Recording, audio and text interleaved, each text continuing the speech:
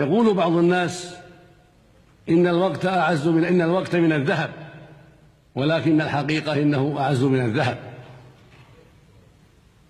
فالذهب قد يستغنى عنه،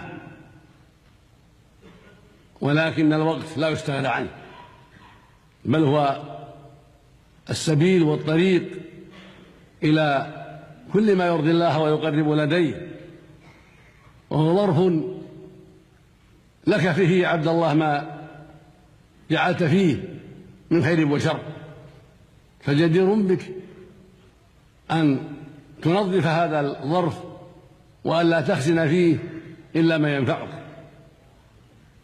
فالليل والنهار مطيتان وخزانتان يخزن فيهما الخير والشر، ويوصلان العبد إلى النهاية، فجدير به أن يصونهما وأن يحفظهما وأن لا يخزن فيهما إلا ما ينفعه من قول أو عمل.